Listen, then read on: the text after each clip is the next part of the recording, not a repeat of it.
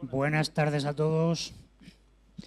Vamos a ir comenzando la sesión de tarde. La charla ponencia que había después de la comida, actividades del ITCT, del Instituto de Tecnología, Construcción y Telecomunicaciones, pues ha sido una charla bastante amena porque ha sido visita a las propias instalaciones del instituto. Entonces, comenzaríamos ahora con una charla que tenía que haberse dado esta mañana, como ya hemos avisado, por problemas técnicos. Jesús González. Y nos va a hablar en 10 minutillos, me lo ha prometido, de la monitorización de la carga ambiental sobre edificaciones, cimentaciones y estructura. Cuando quiera, Jesús. Vale, buenas tardes, ¿me oís? ¿Sí? Perfecto. Vale, pues como ya habéis visitado el edificio, ya os hemos contado un poquito, voy a reducir un poquito la charla. ¿Vale? Os voy a hablar de un proyecto, de una parte de un proyecto que estamos haciendo, que es de monitorizar, de controlar las cargas ambientales, ¿vale? Es decir, humedad, lluvia, nivel freático, temperatura, presión, ¿vale? Que afectan al entorno de la cimentación, ¿vale? Principalmente cimentaciones superficiales, ¿vale? Para ello vamos a hacer un análisis, hemos hecho una monitorización, estamos tomando muchos datos, ¿vale? Para conseguir ver los valores principales y conseguir sacar su parametrización, ¿vale? Una vez que tengamos la parametrización, por otro lado, vamos a ver cómo deforma el suelo a efecto de estas cargas ambientales, ¿vale? Y cuando tengamos ya esos cambios en el suelo, haremos la traslación a la estructura, ¿vale? Veremos cómo los cambios en el suelo afectan a la estructura, ¿vale? Como que tenemos que basarnos en un modelo real, hemos cogido el instituto que habéis estado visitando, ¿vale? Aparte que lo tenemos aquí cerca, por dos cuestiones. Tiene una variedad estructural importante, tiene zapata superficial, tiene zapata corrida, tenemos estructura metálica, estructura de hormigón, ¿vale? Tenemos forjados reticulares, forjados unidireccionales, cubiertas de correa, ¿vale? Entonces nos dan para trabajar en distintas situaciones, ¿vale? Entonces hemos planteado una monitorización, ¿vale? Que la habéis estado viendo en la visita, son todos los puntitos que veis aquí en la planta, ¿vale? Entonces es una monitorización ambiciosa, tenemos 31 puntos de sondeos de cortos, ¿vale? De 1,40 m, que son los que tenemos en color azul, ¿vale? Vemos uno de ellos, ¿vale? Son las arquetas que teníamos por ahí levantadas, ¿vale? Yo cada 15 días voy con la sonda, que es este aparato que tengo yo aquí, ¿vale? Voy bajando y me va dando una lectura cada 10 centímetros, ¿vale? Me va dando, mide a través de electricidad, de frecuencia eléctrica, vamos sacando valores de humedad, ¿vale? Entonces vamos a tener en 4 dimensiones la evolución de la humedad que tenemos entre 0 y 1,20 m. Tenemos en todo eso. Como ya decía, al hacer el sondeo para meter el tubo, aprovechamos y hemos sacado cómo es la composición de este suelo que tenemos principalmente arcillas de dos tipos. En los puertos interiores vemos que no tenemos grandes variaciones, se mantiene un nivel bastante estable a lo largo de todo el año. Entonces son distintas curvas, distintas épocas de emisión. Vemos ligeras cuando ha habido una época de lluvia importante, sí que vemos que sube. Sin embargo, si nos vamos a alguno de los exteriores, sí que notamos, ¿vale? Ahí tenemos arquetas, igual que las que habéis visto fuera, arquetas como podrían ser de registro de cualquier otra instalación. Si nos vamos a ellas, por ejemplo, aquí tenemos un sondeo que solo tenemos arcilla de un tipo verde, en teoría más expansiva, ¿vale? Si vemos la gráfica de las curvas, vemos una variedad muy grande, ¿vale? Partiendo principalmente del efecto de la lluvia, ¿vale? Pero sí que vemos una variación importante, ¿vale? Pues entonces tenemos planteado todo el sistema de puntos azules a lo largo de todo el instituto, en los 4 módulos, también la parte superior, ¿vale? En la zona inferior tenemos el que es un relleno, ¿vale? Como se hizo el taluzado, tenemos menor densidad, ¿vale? Aparte hemos gestionado también una zona de calibración que pusimos a nivel inicial para poder contrastar los resultados de humedad con la probeta real, ¿vale? También hemos instalado dos piezometros de casa grande, ¿vale? Instalados a una profundidad de 5,80 m, son los puntos rojos, ¿vale? Esos piezómetros son unos sensores tipo diver, ¿vale? Tenemos cogido con cuerda, ¿vale? De adquisición automática cada 15 minutos, ¿vale? Esta monitorización, os lo he dicho, empezamos en marzo de 2016, ¿vale? Tenemos ya unos 20 meses, ¿vale? Entonces ya llevamos una serie de valores importantes, ¿vale? Estos piezómetros lo que hacen es medirnos la presión de agua que tienen por encima, ¿vale? Los tenemos que compensar con otros sensores, ¿vale? Sensores de presión, ¿vale? Y con ellos podemos hacer, ¿vale? La resta, ¿vale? Nos dan una presión real que tienen, restamos la presión de presión atmosférica, ¿vale? Y conseguimos saber la altura de agua que tienen por encima, ¿vale? Como os he dicho, tenemos instalados dos de este tipo, ¿vale? El que tenemos más cerca de la entrada del edificio nos está dando que está muy influenciado ese nivel freático por la lluvia, ¿vale? Vemos como cada vez que llueve, la altura a la que nos lo encontramos desciende, ¿vale? Tenemos más cerca el nivel freático. Sin embargo, si nos vamos a la esquina que tendríamos más a la izquierda del edificio, ¿vale? Donde hemos visto el laboratorio de materiales, ¿vale? Tenemos el piezómetro 3, ¿vale? Nos vemos que nos está dando un nivel bastante estable, ¿vale? En dos sitios realmente cercanos, a una misma altura, las variaciones son bastante sorprendente ver cómo nos cambia, ¿vale? Bueno, también tenemos instalado, aquí el punto verde, un piezómetro de cuerda vibrante, que lo tenemos instalado a 9 metros de profundidad. 9 metros lo que nos está dando son unas succiones que inicialmente lo achacamos que estamos caído justo en una zona de yesos, ¿vale? Entonces nos está dando esos valores, ¿vale? Bueno, también tenemos todos los puntos naranjas que veis son los puntos de nivelación, ¿vale? Estamos haciendo una nivelación de precisión, ¿vale? Cada punto de estos naranjas tenemos un clavo situado sobre la zapata, ¿vale? Y cada 15 días vamos midiendo para ver la deformación. Vamos cerrando el circuito. Este es nuestro equipo de precisión, son nivel óptico, micrómetro óptico, una mira INVAR, ¿vale? Y conseguimos tener lecturas con una precisión de centésima de milímetro, ¿vale? Una precisión bastante elevada, ¿vale? Vemos que tenemos valores bastante estables, ¿vale? Por ejemplo, vemos que no varían realmente en la mayoría de las zonas, pero sí que hemos encontrado, aquí estamos en el entorno de una centésima de milímetro, pero sí que hemos encontrado un punto situado justo en la zona más al norte, ¿eh? Donde sí que hemos tenido ya una variación de casi 5 milímetros, ¿eh? Que ya estamos en un entorno alto. Inicialmente lo podríamos llegar a achacar incluso al paso del tráfico por ahí, ¿vale? Cuando se estaban pasando maquinaria para carga, podríamos entender que debería tener alguna relación, ¿vale? Ese estaríamos por aquí, ¿vale? Pues tenemos un circuito alrededor de todo el edificio, vamos controlándolo. Y luego tenemos los 4 kilómetros de detección automática, ¿no? Que cada 15 segundos nos dicen la variación de inclinación que ha tenido una viga, ¿vale? Lo tenemos clavados en ella. Estos son los aparatos, ¿vale? Son sensores pequeñitos, van anclados a la viga, ¿vale? Y nos van dando cada 15 minutos lo que ha variado, ¿vale? Como tenemos el giro, podemos sacar la flecha, ¿vale? Y es una variable estructural. Este es el que tenemos justo en la entrada, ¿vale? Que vemos me voy para atrás. Un segundo, ¿vale? Que tenemos pequeñas variaciones, ¿vale? En función de la época del año, ¿vale? Con unos valores de que no llegamos a saltar en milímetro, ¿vale? Si lo comparamos con la lectura de la temperatura que tiene también el sensor, vemos que se corresponde totalmente. O sea, las variaciones más importantes que tenemos se llevan directamente a la relación con la temperatura. Si nos vamos a la nave que tenemos instalado uno que se encuentra exterior y además en una estructura metálica, comprobamos que los saltos son mucho más grandes, ¿vale? Tenemos un valor diario, ¿vale? Que llegamos a saltar, que casi está en alrededor de milímetro. Entre día y noche tenemos un movimiento de 1 milímetro en la flecha. Comparado, realmente tenemos el valor de la temperatura. Parecerá raro estos saltos que tenemos aquí, son 2 pruebas que hicimos, como tenemos en control de la temperatura del edificio. Hicimos una prueba, subirlo todo un día y vemos cómo llegamos a una variación tan grande, ¿no? Un salto importante en la flecha.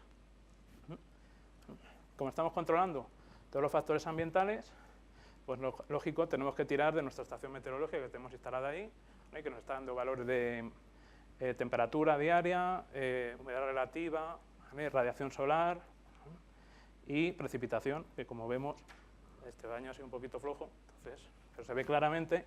Tenemos un día que tuvimos una tromba de agua de 82 litros, ¿vale? Por metro cuadrado, que sí que hemos visto luego reflejado en el resto de las lecturas, ¿vale?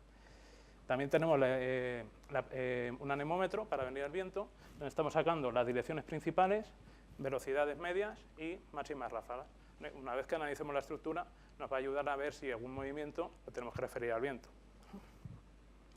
¿vale? Es curioso, claro, veis esta forma, justo aquí en estas zonas donde tenemos el cerro, entonces está protegido, por eso ahí no tenemos viento, ¿vale? Vale, como complemento, hemos instalado una serie de picas eléctricas todo alrededor del edificio para conseguir 3 perfiles de tomografía. ¿Vale? Hemos empezado ahora, hemos sacado la primera, vamos a ir viendo cómo va posibles variaciones que tengamos en el nivel freático. ¿Vale? Este es el primero que hemos sacado. ¿Vale? Conseguimos tener valores hasta 8 metros de profundidad. Y esto nos va a ayudar a ver los resultados que vamos teniendo en el suelo que se tengan correspondencia física. ¿Vale? A su vez, hemos hecho ensayos de todas las muestras extraídas del suelo, ¿vale? Para ir comprobando, cotejando los resultados que vamos obteniendo. Y ahora ya estamos en una fase, aunque seguimos monitorizando, ya estamos analizando, a ver qué significan todos estos datos que tenemos, toda esta variedad. Lo importante es que tenemos que llegar a sacar parámetros. Cuando tengamos esos parámetros, ver sus variables, para luego poder conseguir llevarlos a entornos de programación, a entornos numéricos. Si fijáis, esto ya es una curva por cada uno de los pozos que tenemos de sondeo. Vemos la gran variedad que tenemos, es enorme, los saltos que tenemos, pero sí que lo vamos analizando poquito a poquito, vamos obteniendo ya realidades físicas. Vemos cómo hemos quitado ya los externos, vemos los interiores que sí tenemos valores mucho más bajos, pero incluso ya vemos que vamos teniendo agrupaciones. Por ejemplo, estos de aquí son los que se sitúan en las zonas que tenemos de relleno de grava. ¿Vale? Se mantiene una relación importante entre la composición del suelo y la relación de humedad, como era previsible. ¿Vale? Aquí los tenemos agrupados, ¿vale? Con sus valores, con su varianza. Entonces estamos haciendo todo con un análisis estadístico. Bueno, el objeto de todo esto es para luego llegar a un entorno de programación física. Estamos trabajando con Console Multiphysics, ¿vale? Y un algoritmo nuestro que es el Multiphysics for Building. ¿Vale? Estamos modelizando la estructura, las cargas que teníamos de proyecto, las cargas reales, ¿vale? Para luego conseguir sacarnos este modelo estructural y llegar a conseguir lo más importante, que llegar a simular, ¿vale? Simulando variaciones en el suelo, variaciones de las cargas ambientales, ver las variaciones que tendríamos en el modelo estructural. ¿Vale? ¿Vale? Entonces, los resultados que estamos empezando a tener y que queremos luego poder sacar, ¿vale? Principalmente es obtener un sistema automático de monitorización y de seguimiento de los edificios. Hemos cogido este edificio, pero podrá ser extrapolable a cualquier otro. ¿Vale? Características. Claro, como tenemos monitorización y vemos todas las cargas ambientales, podemos beneficiarnos de ello y sacarle provecho para el mantenimiento del mismo, hacer un mantenimiento preventivo, ¿no? Prevenir, como siempre. ¿Vale? A su vez, generaremos con Multiphysics for Building parámetros, con la parametrización que hemos hecho, podremos simular, ver variaciones posibles que tengamos en las condiciones ambientales y ver la variación que nos va a suponer en el suelo, en su deformabilidad, viendo sus cambios de resistencia. ¿Vale? Y después trasladarlo a la estructura, ver esos cambios en el suelo, ver qué nos supone en el resto de la estructura. ¿Vale? Y como tenemos el modelo numérico, podemos hacer todas las simulaciones que queramos, ¿vale? Y podremos sacar todos los datos que nos podremos enterar. ¿Vale? Ya termino, Juanma, no te preocupes. ¿Vale? Y sobre todo, por lo que nos va a servir, poder hacer predicciones a 50, a 10, 50, 60 años, que como ya decían esta mañana, lo podemos enlazar con el cambio climático. Sabemos que el cambio climático, estamos reduciendo las precipitaciones, reducimos la carga ambiental y a todos los edificios les va a pasar. Vamos a tener mucha más sequía y van a ir variando las condiciones de su suelo. ¿Vale? Entonces, bueno, así de forma rápida os he hecho un cuento un poquito de lo que estamos trabajando. Hemos terminado la parte de monitorización y ahora estamos empezando con a sacar los parámetros. ¿Vale? Pues, gracias y lo que queráis, tenéis mi correo. Pasamos ya a la charla de Jorge Parra. Él es el director general de ITCAM y precisamente pues, nos va a hablar de las actividades I+D+I que desarrollan en el Centro Tecnológico del Metal de Castilla-La Mancha, en el propio ITCAM. Bueno, pues gracias. Ahora sí, pasamos a Pedro Huertas, compañero de aquí de la escuela y también de departamento, en mi caso.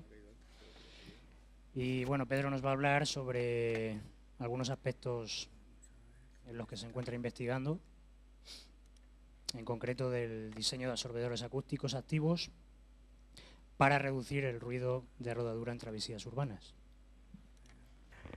Buenas tardes. Voy a hacer la presentación de un trabajo particular que puede poner como ejemplo una colaboración que ha surgido de un trabajo de un grupo multidisciplinar al que me he incorporado recientemente. Bueno, cuando digo recientemente, en el mundo científico pueden ser 2 o 3 añitos, y es el Laboratorio de Acústica Aplicada a la Ingeniería Civil. Este laboratorio lleva más tiempo, por lo tanto, la parte en la que me voy a centrar en esta exposición ha sido la parte local, por así decirlo, de aquí de Cuenca, que hemos incorporado a este grupo. La presentación la he dividido en estos apartados: una presentación del grupo, una introducción del trabajo que voy a presentar aquí hoy, que se basa en un trabajo experimental de diseño y también una simulación teórica que corroborará también parte de este trabajo, el diseño y la caracterización y las conclusiones a las que hemos llegado en el desarrollo del mismo. Antes de nada, pues os presento el grupo. Somos 4 profesores de la Universidad de Castilla-La Mancha. El jefe del grupo es Santiago Expósito. El grupo nació fundamentalmente en la Escuela de Caminos, en Ciudad Real, y es donde se encuentra el jefe del grupo.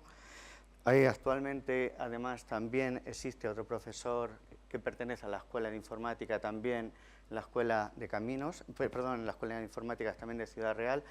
Este grupo, todo su trabajo de investigación se centra fundamentalmente en el Instituto Enrique Castillo, es donde ha estado trabajando, han salido varias tesis, y la última de ellas es de este profesor, que actualmente tiene un contrato a cargo de un proyecto, el último que se nos ha concedido, un proyecto del Ministerio del Mineco, y actualmente también es profesor asociado en la Escuela de Ingeniería Industrial y Minera.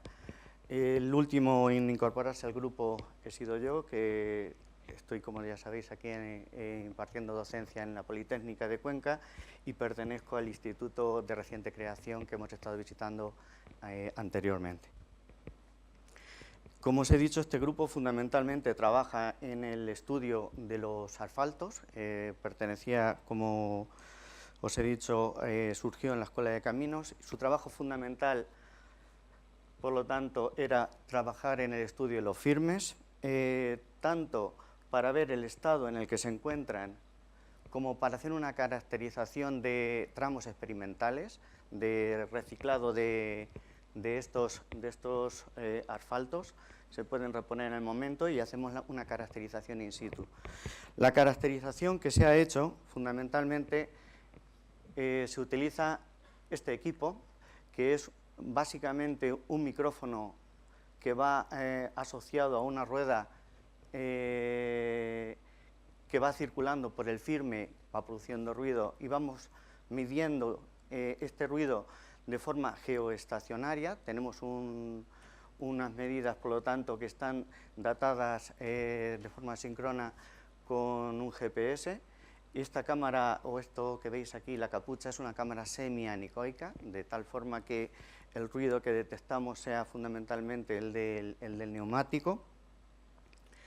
También para el estudio del firme, últimamente se ha situado en el frontal, de tal forma que hacemos en un mismo barrido 2 medidas de caracterización, la medida del ruido de rodadura, y también vamos mirando la rugosidad que tiene el firme, el estado de rugosidad, con un perfilómetro láser también geoestacionario. Aquí tenéis el detector GPS que va ubicando las coordenadas precisas de esa medida. Para poder hacerlo las 2 medidas a la vez, como la parte de acústica la teníamos en la parte de detrás, la parte del perfilómetro tuvimos que colocarlo de esta forma un poco chapucera, por así decirlo, pero efectiva, en la parte frontal del coche. También hacemos caracterización del material, en este caso de la rigidez. Son medidas de rigidez. Se pueden medir tanto en el asfalto como en el laboratorio, en este caso sobre un testigo y en este caso directamente sobre el asfalto. Podemos ver la rigidez y asociar esa rigidez, esas propiedades mecánicas del material con el ruido, y con el ruido sobre todo que se genera. Y como habéis podido ver también en la visita que hemos hecho al laboratorio, esos testigos, también además de medir la rigidez, podemos hacer la medida de la absorción acústica, que en el fondo también es parte importante de del desarrollo del trabajo que hacemos.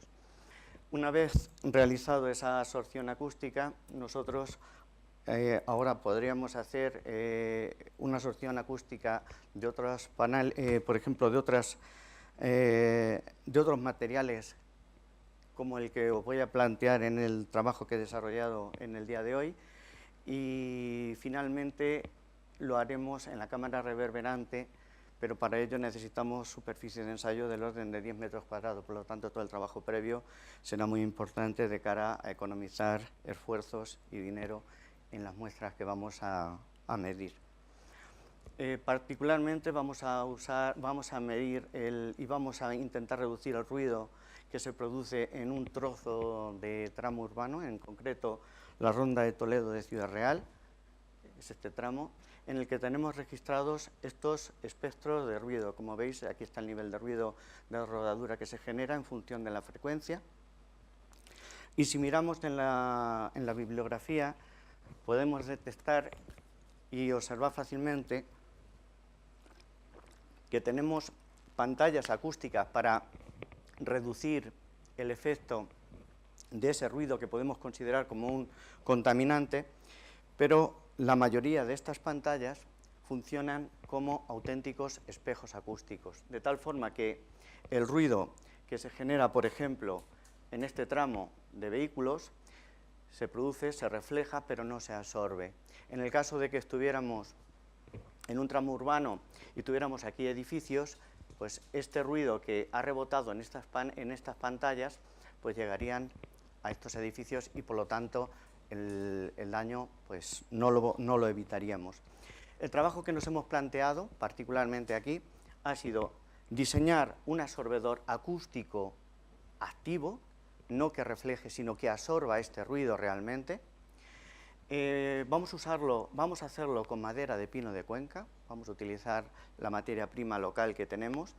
Vamos a utilizar también la base de datos que hemos obtenido en antiguos proyectos, en concreto este financiado por la Junta de Comunidades de Castilla-La Mancha, y el trabajo registrado por el grupo, el del Laboratorio de Acústica Aplicada a la Ingeniería Civil, como os he indicado, que tenemos registrado particularmente para la Ronda de Toledo.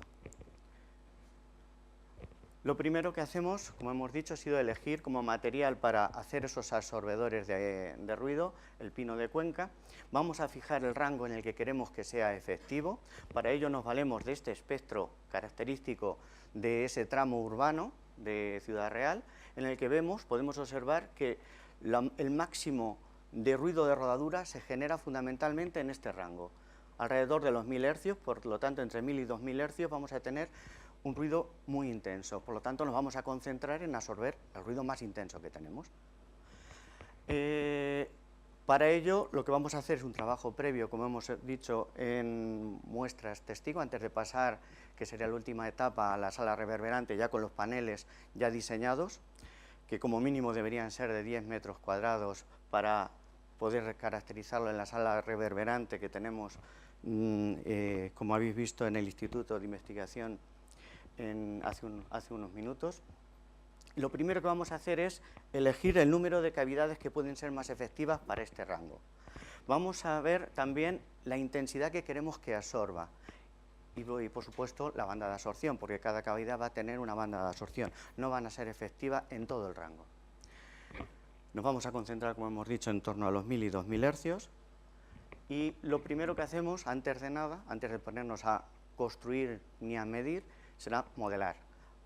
Para modelar tenemos, pues básicamente podemos hacerlo mediante un modelo matricial de multicapas, podemos ir modelando la absorción en cada una de las cavidades mediante ondas planas, en el cual todo el trabajo se reduce a obtener en función de la onda incidente cuánta onda se refleja y cuánta onda se transmite, y a partir de ahí un coeficiente de reflexión y un coeficiente de transmisión. A nosotros nos va a interesar fundamentalmente este coeficiente de reflexión, que será en función de lo que llega, cuánto se refleja. Nos dará una idea de lo que absorbe el material. Le llamamos matriz, es una matriz, bueno, al final, mediante ciertos cálculos se reduce simplemente a un cálculo matricial, donde obtenemos el coeficiente de reflexión y a partir de ahí el coeficiente de absorción. Pero ese método no es muy claro como ya veréis, nos vamos a encontrar algún problema que para solucionar va a ser mucho más ilustrativo este otro método, el método de propagación de impedancias acústicas. En él lo que vamos a hacer es obtener la impedancia acústica de toda la estructura en función de la medida que hacemos aquí en este punto de la superficie, que es donde nosotros vamos a medir el coeficiente de absorción.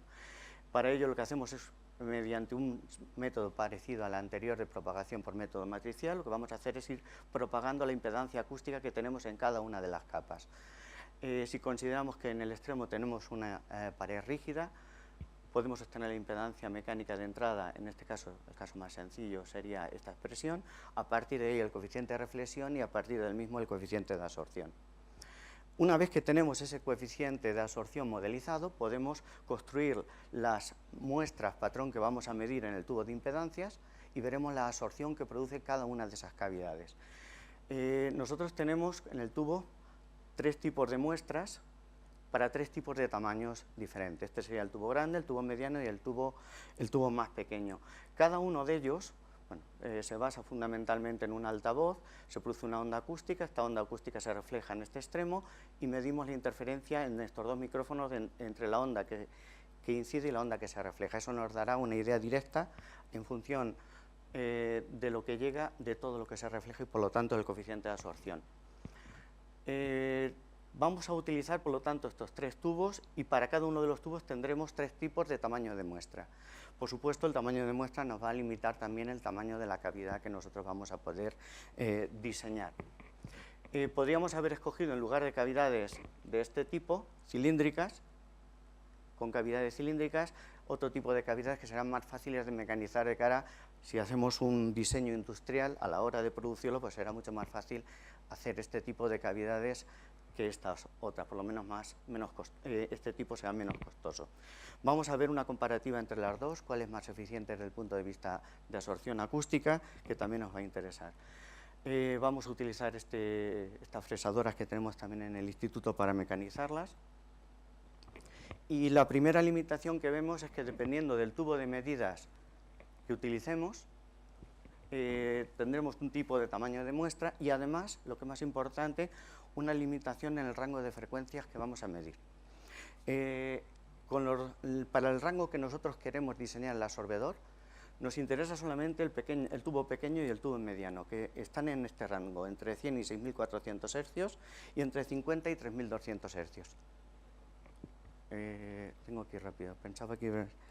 Bueno, estos son los espectros de absorción medidos y la caracterización que hemos hecho en la simulación.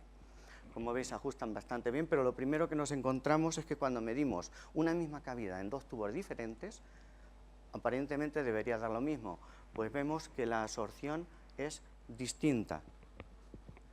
El pico de absorción medido en el tubo grande es menor que en el tubo mediano y además, lo que es más importante también, no solamente la altura del pico, sino la anchura del pico, por lo tanto no absorben igual. Esto parece una contradicción, sin embargo, si nos vamos al modelo teórico, vemos que efectivamente nos depende de la relación de secciones que hay entre el tubo de medida y el tamaño de la cavidad, luego es coherente. ¿Vale? También, por lo tanto, a la hora de diseñar, hemos escogido el tubo mediano, pues vemos que los datos son diferentes para el tubo mediano y para el tubo grande, elegimos la sección más adecuado para que la absorción sea máxima, por lo tanto nos hemos centrado en un diámetro, como veis aquí, de aproximadamente 8 milímetros de tamaño de cavidad. Hemos utilizado también la base de datos que teníamos para elegir la profundidad de la cavidad, de tal forma que el rango de la longitud, de la profundidad de la cavidad, que nos va a decir también la longitud de onda en la que sintonizamos, la vamos a escoger entre estas dimensiones, entre 4 centímetros y 7 centímetros, de tal forma que cada una de las cavidades diseñadas producen un pico de absorción de este tamaño. Como veis, estas son las absorciones máximas que hemos encontrado, estos son datos experimentales, estas son la frecuencia central, que queremos que vaya desde los 1000 hercios hasta los 2000, y estas son las anchuras de cada una de las bandas de absorción. de tal forma que la absorción total de esta cavidad, de estas cavidades juntas, nos daría un pico de absorción o un espectro de absorción de este tipo, centrado entre los 1000 y los 2000 hercios, ¿vale? Para estas cavidades que hemos diseñado. La efectividad que hemos conseguido con este diseño de cavidades es en torno a 7 decibelios, ¿vale? Si comparamos, ya con esto termino, con las ranuras, cavidades en forma de ranuras, vemos que estos picos son más anchos, menos intensos, y la efectividad para este tipo de cavidades es de 3 decibelios. Luego, podríamos decir que todas ellas absorben, pero en este caso hemos centrado y hemos conseguido optimizar con estas cavidades el efecto máximo de más intensidad en este rango de entre 1000 y 2000 y con una efectividad de 7 decibelios, ¿vale? Este sería el resumen de lo que os he comentado. Y nos quedaría, por último, una vez que hemos hecho este diseño y hemos optimizado estas cavidades, sería el siguiente paso, que sería la construcción de paneles absorbentes de estilo comercial para implementarlos en la ronda de Ciudad Real, en la ronda de Toledo en Ciudad Real. Para ello necesitaríamos hacer esos diseños y llevarlos a la sala reverberante, y no tenemos aquí en Cuenca, pues podríamos construirlo. Necesitamos como mínimo una superficie de medida de unos 10 metros cuadrados, por lo tanto, para que esa medida sea eficaz. Y con esto termino, y simplemente agradecer la colaboración la financiación fundamentalmente de la Junta de Comunidades en los proyectos de investigación y de la Unión Europea en los equipos de medida que hemos utilizado. Si queréis hacer alguna pregunta, con esto doy por terminada la reunión.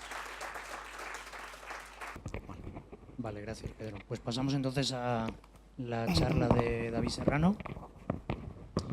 También agradecerle que haya podido estar hoy aquí con nosotros. Él es el gerente de ACM Maderas Cuenca. Y bueno, pues nos va a contar también cuáles son algunas de sus actividades en I+D+I que viene realizando en la empresa. Bueno, yo soy David Serrano, soy gerente de Ayuntamiento de Cuenca Maderas. Somos un aserradero de Cuenca que lleva desde el año 56 en la provincia.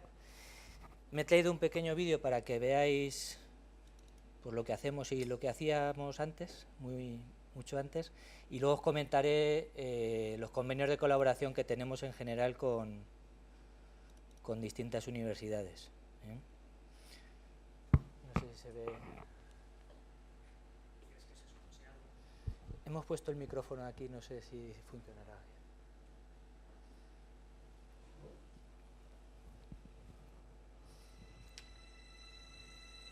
La provincia de Cuenca ocupa en España el 5º lugar por su extensión. Dispone de una superficie arbolada de algo más de 546.000 hectáreas, de las que la tercera parte son montes. La serranía de Cuenca, la sierra, no solo es una comarca, es un medio natural inmenso, único, cuidado y protegido, del que sus gentes han sabido sacar provecho, generando una cultura de usos y oficios en torno a la madera. Aquí en la serranía, el Ayuntamiento de Cuenca es propietario de 23 montes de utilidad pública con una superficie de 53.000 hectáreas, que dan una capacidad de corta anual de 40.000 metros cúbicos de las variedades silvestre y laricio.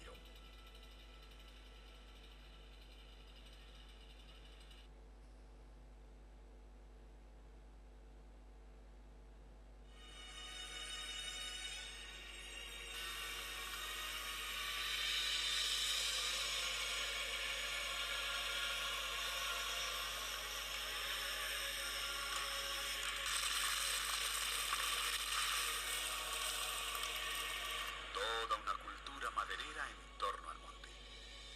Maderadas por el Júcar hasta Cuenca y por el Tajo hasta Aranjuez, porque la madera de Cuenca era reclamada por los maestros constructores del monasterio del Escorial.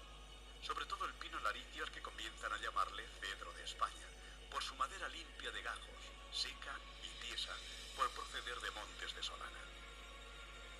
Con maderas de Cuenca se construyen las casas colgadas y otros edificios de la parte antigua de la ciudad. Y todo porque en el siglo XVI ya se tenía en alta consideración la gran calidad maderera de nuestros montes.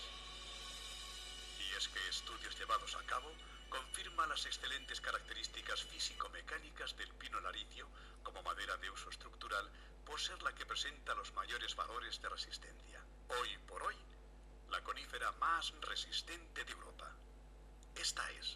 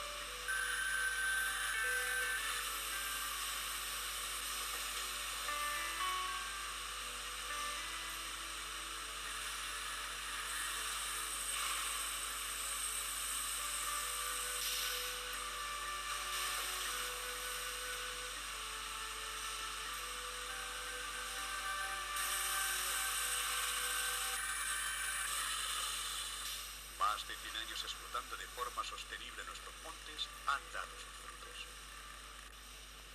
Tenemos el certificado PEFC, siglas inglesas del Programa para el Reconocimiento de Esquemas de Certificación Forestal por la Buena Gestión Forestal Sostenible. Hemos sido la primera empresa de España en obtener el sello 21 de calidad AITIB, sello de la Asociación de Investigación Técnica de la Industria de la Madera y el Corcho, para madera y su correspondiente marcado CE. Y es que además de las cosas que elaboramos como fábrica de maderas, que son muchas, de lo que nos sentimos verdaderamente orgullosos es de nuestra videría, nuestras vigas de madera, las mejores y más resistentes de Europa.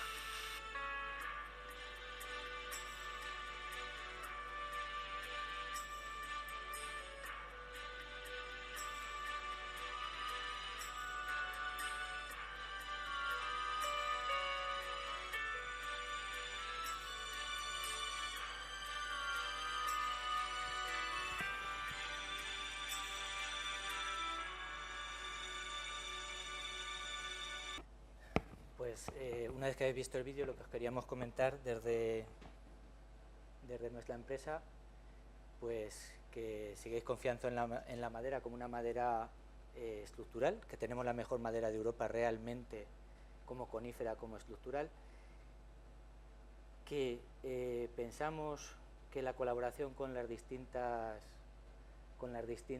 universidades de España, que hemos colaborado con más de 10, es muy importante para que se conozca nuestro producto, ya que somos la primera masa forestal de España, la segunda de Europa y la tercera del mundo.